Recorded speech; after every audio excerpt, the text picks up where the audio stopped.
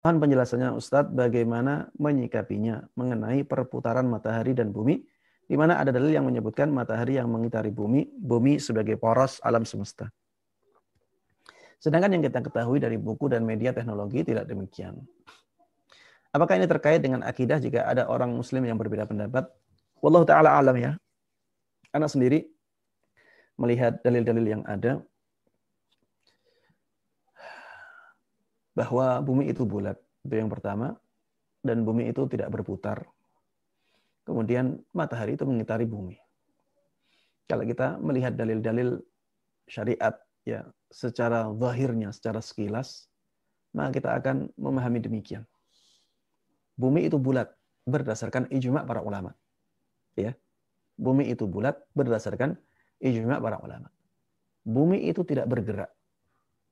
Bumi itu tidak bergerak. Dijelaskan dalam beberapa ayat. Ya. Dijadikan tenang. Ya, berarti tidak bergerak. Berarti tidak ada perputaran.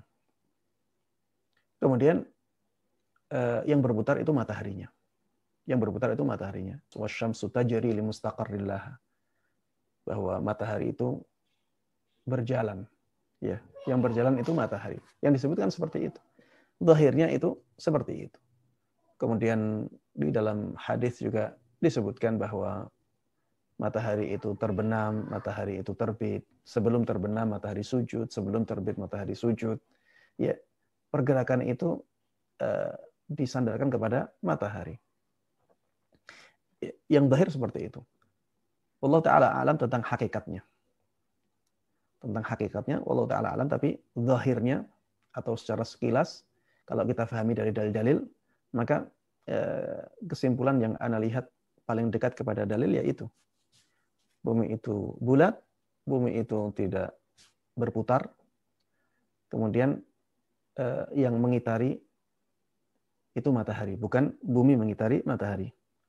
Apakah ini terkait dengan akidah jika ada seorang muslim yang berbeda pendapat? Ana tidak bisa menghukumi ya.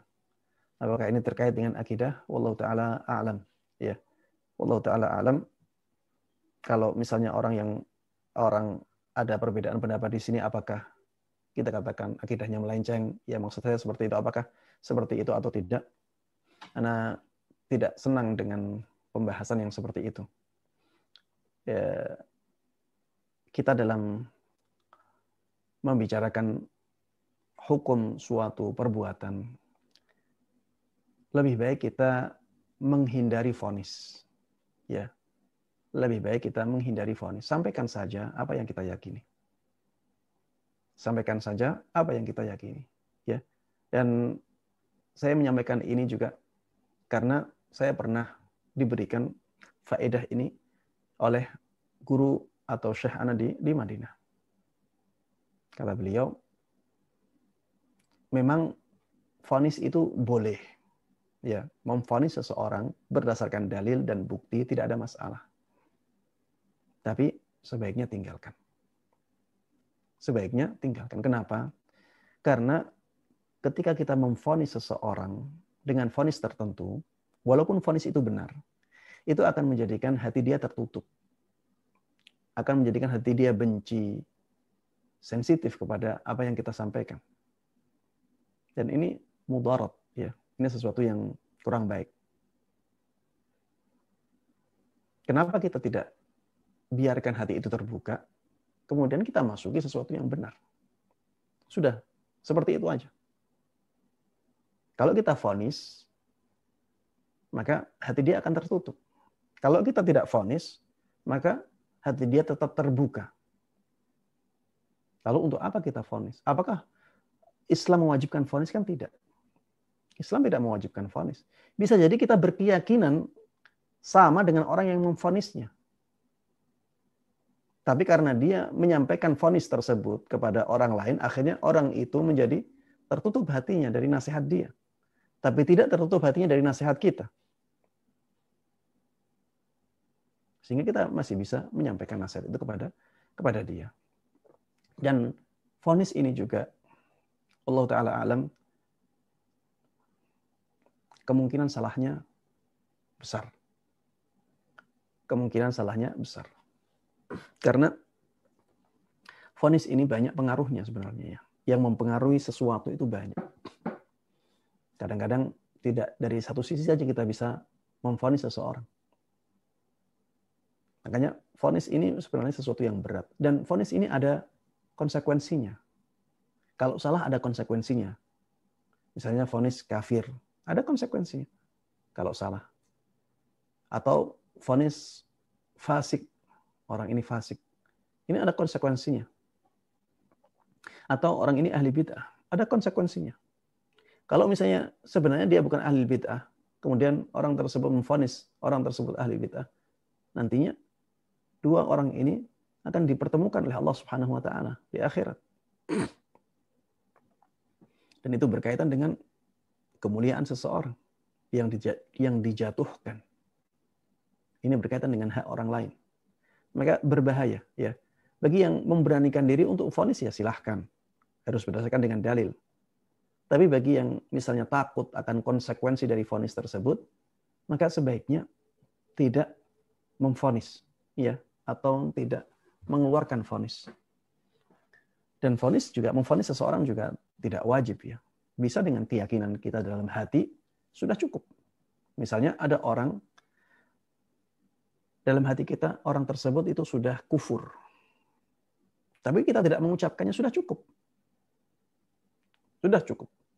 Tidak ada kewajiban bagi dia untuk menyampaikan bahwa apa yang dilakukan, bahwa dia itu orang yang kufur.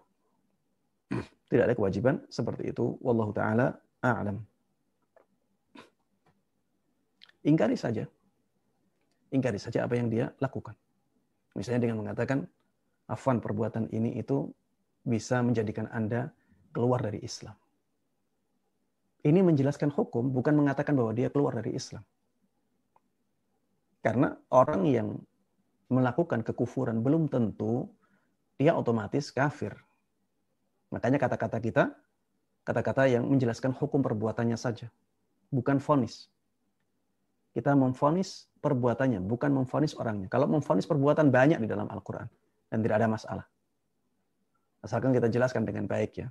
Afwan, ini perbuatan ini dikatakan oleh Rasulullah seperti ini. Ya, kalau dia katakan berarti saya kafir. Sampaikan saja belum tentu. Belum tentu. Karena ada pengaruh-pengaruh yang lain, misalnya kebodohan, ketidaksengajaan, atau misalnya ketidaktahuan, atau paksaan, atau darurat. Ya, itu pengaruh-pengaruh dari luar yang bisa mempengaruhi keadaan seseorang, sehingga vonis ini sesuatu yang berat ya. Kalau misalnya ada ulama besar memvonis, alhamdulillah sudah ada ulama besar yang mewakili kita. Tapi kalau kita yang derajatnya masih sebagai penuntut ilmu atau bahkan masih di awal-awal belajar, ya jangan sampai kita mudah-mudahan untuk memvonis orang lain. Ini ahli bid'ah, ini misalnya kafir, ini ya menurut ana itu sangat membahayakan. Ya, ana takut. Ya, terus terang diri ana sendiri takut dalam masalah ini. Seperti ini juga ya, pertanyaan apakah orang yang meyakini bahwa Allah Subhanahu wa bahwa matahari itu menjadi sumber tata surya kita atau menjadi poros tata surya kita, yang lain mengitari matahari. Apakah yang meyakini seperti ini bisa dikatakan akidahnya menyimpang? Wallahu a'lam. Sesat misalnya. Wallahu a'lam. Tapi kita sampaikan bahwa kalau kita melihat dalil-dalil yang ada dalam Al-Quran, yang ada dalam hadis, maka pergerakan itu disandarkan kepada matahari dan bulan. Dan untuk bumi, ya, yang dijelaskan adalah ketenangan bumi. Bumi itu tenang. Wallahu ta'ala a'lam.